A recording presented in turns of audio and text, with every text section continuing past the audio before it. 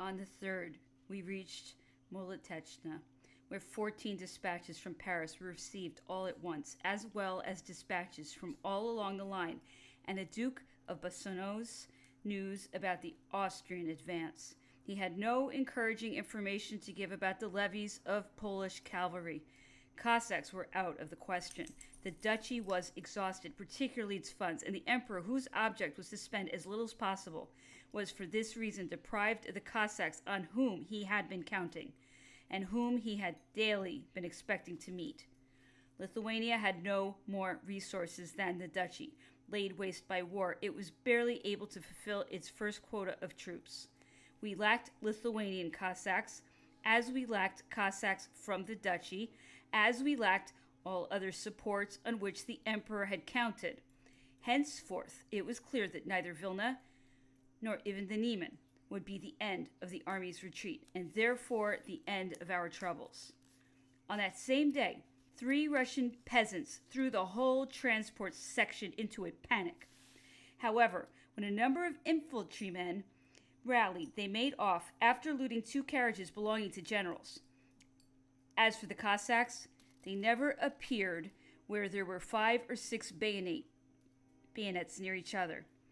The emperor was very busy reading his dispatches from France, and everyone was glad to have news from home. In Paris, there had been some uneasiness about the interruption of news from the army, but no conception of the extent of our disasters. The memory of the emperor's exploits maintained confidence and caused such a sense of security that the sensation produced by this long silence had been less marked, less disturbing than there had been reason to fear. The emperor instructed me to send Monsieur Anatole de Montesquieu, the Prince of Neuchâtel's aide-de-camp, to Paris to give word of him verbally to the empress. His object was to prepare public opinion by the details that this officer would give for the bulletin on which he had been occupied since we crossed the Beresina. The dispatches from Paris revived the topic of the Malay affair.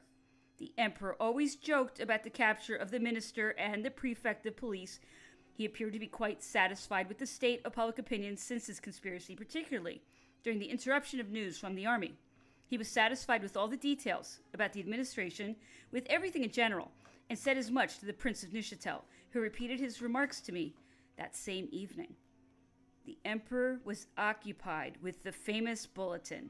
He was still determined to hide none of his disasters, so as to impress them on everyone before his arrival. Then he said his presence would both calm and reassure public opinion. The more overwhelming our disasters were, and the more they were multiplied with every day that passed and every step we took, the more indispensable became his return to France. He summoned me one evening and repeated to me what I had already heard from the Prince of Neuchâtel. In the existing state of affairs, he said to me, I can only hold my grip on Europe from the Tuileries. As usual, however, in spite of any remarks I might make to him, he let there be no doubt that the army was to take up its position at Vilna and would have its winter quarters there. He counted on being able to set off in less than 48 hours, as soon, in fact, as he was in contact with the troops coming from Vilna. Whereafter, in his opinion, the army would run no more serious risks. He was eager to start so as to forestall the news of our disasters. It is to be noted that, for the most part, nothing was known about them. Confidence in his genius and the habit of seeing him triumph over even greater obstacles were such that public opinion tended to minimize rather than exaggerate whatever news of our disasters were received. The emperor was in a hurry to start. He thought that communications would be easier and sure at once rather than a few days later, because Russian partisans would not yet have had time to try attacks from the rear, as they certainly would do while the army was getting into position. He allowed me to make certain preliminary arrangements so that nothing should delay his departure when once it was decided upon. The emperor again asked me whether I thought he ought to give command of the army to the viceroy or to the king of Naples. I said, as I had in previous conversations, that with all due respect to Murat's courage, Prince Eugene was the more popular with the army and enjoyed more of its confidence. I added that the King of Naples, though a hero on the battlefield, was generally thought to possess neither the force of character, the sense of order, nor the foresight necessary to save the remains of the army and reorganize it. That, without for a moment overlooking his services at Borodino and on other occasions, he had been accused of having an insatiable appetite for glory, of having instigated His Majesty to undertake the Moscow expedition, and of having lost the magnificent force of cavalry which started on the campaign. It was no longer a question of charging the enemy, I told him. The present need was to keep the army alive so as to reorganize it, and to hold the enemy in check. The emperor seemed to find my observations sound. He even subscribed to the opinion generally held about the king, but pointed out that his rank made it impossible for him to be put under the orders of the viceroy.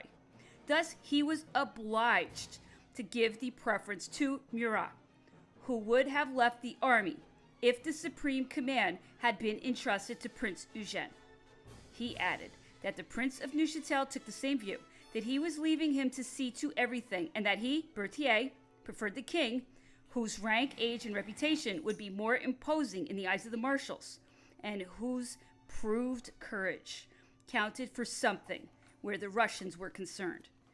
Certain other remarks which the emperor had made formerly, and which I collected because they cropped up again in the course of this conversation, gave me the idea, at least I fancied I could trace such a thought, that he would prefer to leave to his brother-in-law the honor of rallying the army, and that he did not care about his stepson having credit for this further achievement in the eyes of the army and of France.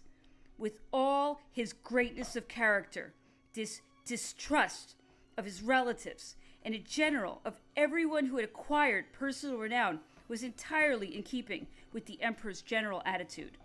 He spoke to me once again about the persons he would take with him. His choice was limited to myself, who was to start with him, to Duroc, and Count Lobau, who were to follow after him, and to Monsieur Vonsovitz, a Polish officer who had been through the whole campaign, a man proved courage and devotion. It was arranged that the emperor's other aides-de-camp and the officers of his suite should follow him in succession. Each week, the Prince of Neuchâtel was to send 2 of his orderly officers along to him. He was to have an escort only as far as Vilna. This would be provided by the Neapolitan cavalry, which was attached to Loison's division.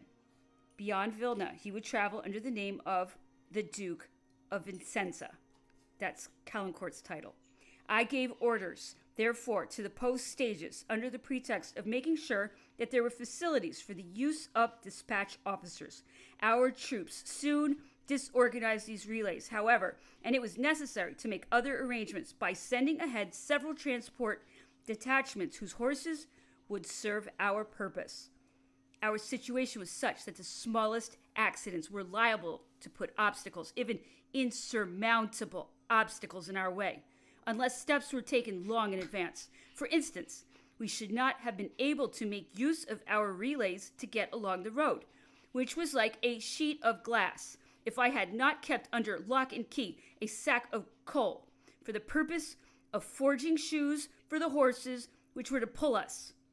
We could do our smithing only at night because the supply wagons were on the move for 12 or 15 hours each day. The cold was so severe, even by the forge fire, that the farriers could only work in gloves, and then they had to rub their hands every minute or so to keep them from freezing. These particulars, quite insignificant in any other circumstances, give some idea of the causes of our failure, and of all that would have had to have been foreseen in order to avoid it. Our failure, for the most part, was due rather to such unconsidered trifles than to exhaustion or the enemy's attacks.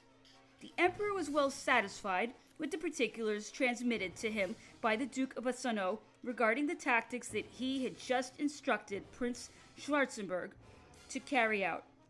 Generally speaking, he was pleased with everything this minister had done and ordered whilst communications were interrupted. He did not, however, refer to the same satisfaction to what had been done in regard to raising the levies he had ordered in Poland.